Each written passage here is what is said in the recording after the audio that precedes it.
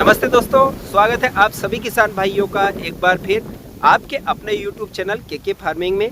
किसान मित्रों, आज हम इस वीडियो में बात करेंगे लहसुन बुआई करते समय हमें बेसल डोज में क्या क्या लेना चाहिए, कौन सा खाद लेना है, कौन से कीटनाशक लेना है, कौन सा फंगिसाइड लेना है और कौन से माइक्रोन्यूट्रन लेना है।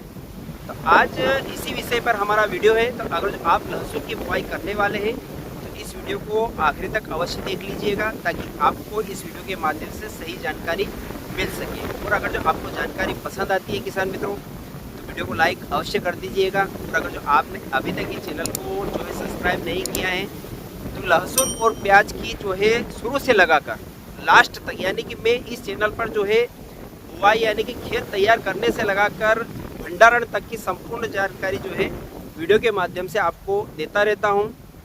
आप इस चैनल को सब्सक्राइब अवश्य कर लीजिए। तो किसान मित्रों, बहुत सारे किसान भाइयों के कमेंट मिल रहे थे जो मैंने अभी पिछला वीडियो अपलोड किया था, जिसमें बताया था कि इस साल जो है लहसुन की बुआई कितनी होने वाली है, तो हमें लहसुन की खेती करना चाहिए या नहीं करना चाहिए। तो उसमें जो है बहुत सारे किसान मित्रों ने कमेंट किया कि सर हमें जो है लहसुन बुआई करते समय बेसल डोज में क्या क्या लेना चाहिए, कौन सा खाद लेना है, कौन सा फंगिसाइड लेना है, कीटनाशक लेना है। तो किसान मित्रों, इस साल जो है भाव तो नहीं मिल रहे हैं लहसुन के, लेकिन भाव नहीं मिल रहे तो ऐसा तो हो नहीं सकता कि हम खेती करना छोड़ दें, क्योंकि इस साल जो है लहसुन की फसल से हमारे किसान भाइयों को जो है बहुत नुकसान उठाना पड़ रहा है। जो है हमने लागत लगाई है, खर्च किया है, वह खर्च भी जो है अभी नहीं निकल रहा है। आज किसान भाइयों, जैसे मैं कल मंडी में गया था सोयाबीन लेकर, तो वहाँ सोयाबीन गेहूँ के भाव में बिक रही है। 2700-2200 से लगाकर 4000 जो है सोयाबीन के भाव चल रहे हैं, और 2700-3000 रुपये प्रति कुंटल गेहूं बिक रहा है। तो यह बहुत बड़ी विडंबना है हम किसान भाइयों के लिए कि आज हम उत्पादन तो कर लेते हैं, लेकिन उसका जो है उचित दाम हमें मार्केट में नहीं मिलता है। पिछले साल जो है लहसुन के भाव भी अच्छे थे, प्याज के भाव भी अच्छे थे, आलू के भाव भी अच्छे थे, लेकिन इस साल जो है तीनों फसलों के भाव जो है औंधे मुँह गिर रहे हैं। तो किसान भाइयों, अब हम खेती तो हमें करना पड़ेगी। तो बहुत सारे किसान मित्र कमेंट कर रहे थे कि इस साल हम जो है लहसुन की बुआई नहीं करेंगे। तो किसान मित्रों, जैसे कि मैंने आपको पिछले वीडियो में भी बताया कि हमें एक टारगेट लेकर चलना है। हम अगर जो उधड़ी खेती करेंगे तो कभी भी जो है किसी फसल में अच्छा पैसा नहीं कमा पाएंगे। ऐसा नहीं है कि जो है पिछले साल लहसुन के भाव ज़्यादा थे तो हमने जो है 10 बीघा ज़मीन है तो 7 बीघा में लहसुन ही लगा दी, प्याज के भाव ज़्यादा थे तो हमने जो है 75% प्याज ही लगा दिया। आपको भी पता है, हर किसान यही सोचता है कि इस फसल के भाव ज़्यादा हैं, हमें यही फसल इस साल लगानी है। तो हमें ऐसा नहीं करना चाहिए। अगर जो ऐसा करेंगे तो दूसरे साल भाव नहीं मिलेंगे, और इस साल यही हुआ किसान भाइयों। जो फसल हमने ज़्यादा लगाई उसके भाव जो है औंधे मुँह गिर गए।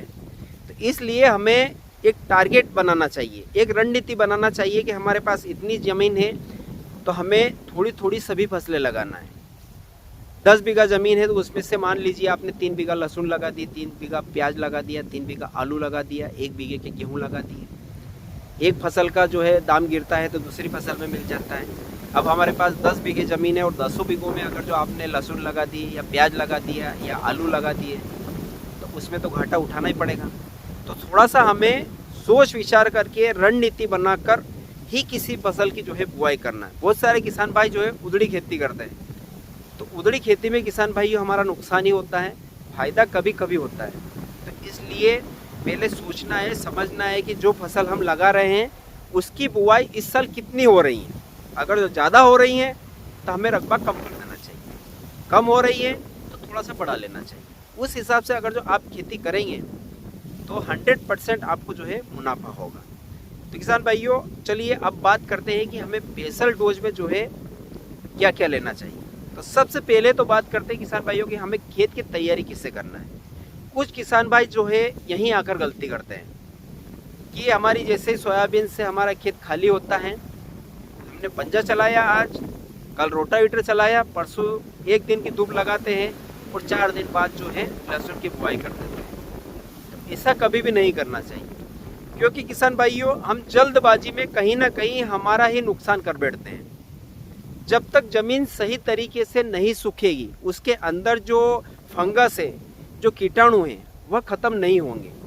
और अगर जो हम बुआई कर देते हैं कि हमें हमारी फसल जो है जल्दी आ जाएगी, भाव अच्छे मिलेंगे, तो उसमें ना तो आपकी फसल की ग्रोथ देखने को मिलेगी, ना आपको अच्छा उत्पादन मिलेगा, ना वैरायटी बनेगी। तो इसलिए हमें थोड़ा सा यही क्या है किसान भाइयों कि पहले अच्छी गहरी जुताई करना है, अच्छा वाराप आ जाए उसके बाद गहरी जुताई करना है। 2 से 3 दिन उसको पड़ा रहने दीजिए, फिर डबल पंजा चलाइए या कल्टीवेटर चलाइए, फिर 1-2 दिन पड़ा रहने दीजिए। उसके बाद हमें लगे कि हाँ हमारा खेत जो है ऊपर की जो हमने जो टगर है यानी कि जो पंजा चलाया है, कल्टीवेटर चलाया है, वह 75% जो है सूख गया है। तो उसके बाद अब इसके अंदर हमें जो है खाद डालना है। अगर जो आपके पास में जो है देसी खाद है सड़ा हुआ, तो बिल्कुल आप जो है 1 ट्राली बीघा या 2 ट्राली बीघा अच्छा उड़ा दीजिए, लेकिन होना चाहिए सड़ा हुआ।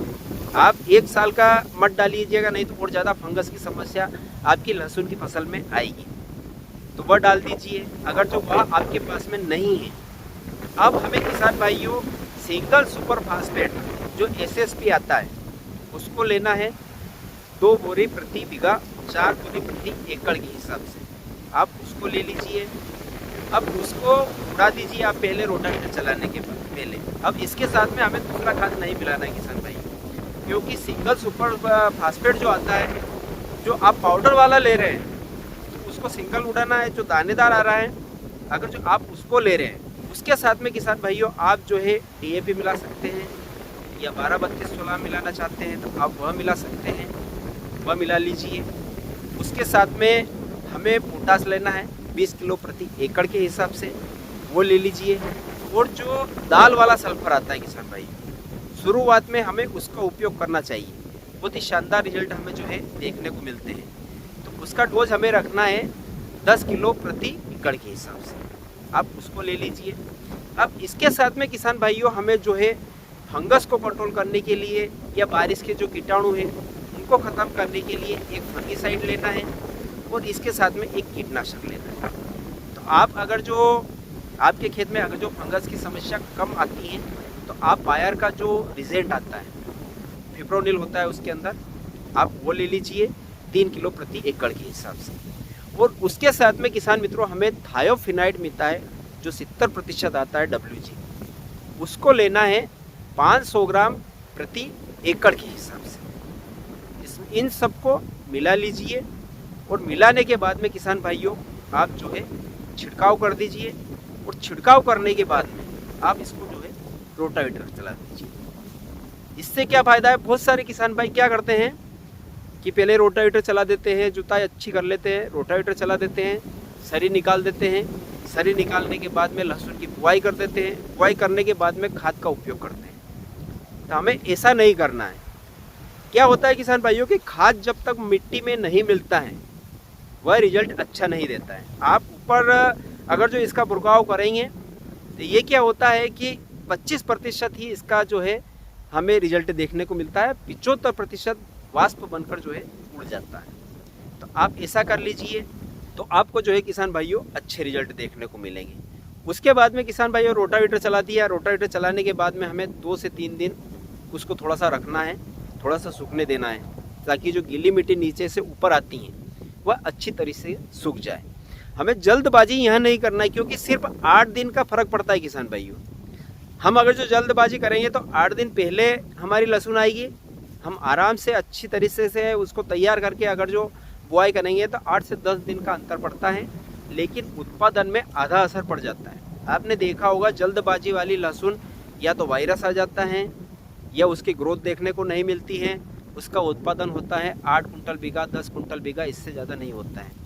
और हम जो अगर जो अच्छी तैयारी करके उसको सूखा कर लगाते हैं तो उसकी ग्रोथ भी अच्छी देखने को मिलती है, और उसका उत्पादन भी हमें अच्छा देखने को मिलता है।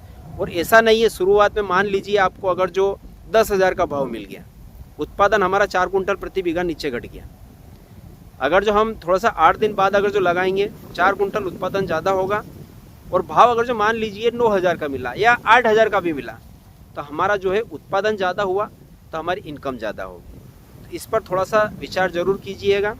उसके बाद हमें लहसुन लगाना है। आप जो है छुपाई करते हैं, छुपाई विधि से भी अच्छी तरीके से छुपाई विधि से भी कर सकते हैं, या मशीन से लगाना है। तो हमें सबसे पहले किसान भाइयों एक बात का विशेष करके ध्यान रखना है, जो कलियां बनाते हैं, हमें कलियां ज़्यादा दिन तक नहीं रखना है। अगर जो आप ज़्यादा दिन तक रखोगे तो उसका जर्मिनेशन कम आता है, जर्मिनेशन कम हो जाता है। इसलिए ज़्यादा से ज़्यादा 2 या 3 दिन होना चाहिए। मान लीजिए आज हमने कली बना ली, 3 दिन के बाद हमें उसकी बुआई करना है। तो कलियां बनाने के बाद में मज़दूरों द्वारा जो है उसकी जो है अच्छे से छटाई कर लीजिए। जो मरी हुई कली है, डैमेज कली है, उसको बाहर कर दीजिए। अच्छी अच्छी कलियां ले लीजिए और उसके बाद में उसको उपचार कर अवश्य कीजिएगा। बिना उपचार के हमें जो है लहसुन की बुआई नहीं करना है। बहुत सारे किसान भाई क्या करते हैं कि यार उपचार हम कर देते हैं, तो उसके बाद में जब सीढ़ी से बुआई करते हैं तो उसमें जो है कलियां फिसलती नहीं है, तो हमारी लहसुन चिंदी रह जाती है। उसका कारण क्या है किसान भाइयों कि हमने उपचार कर दिया, उपचार करने के बाद में उसको कट्टी में भर लिया और उसके बाद डायरेक्ट हम जो है ले जाकर उसकी बुआई करते हैं।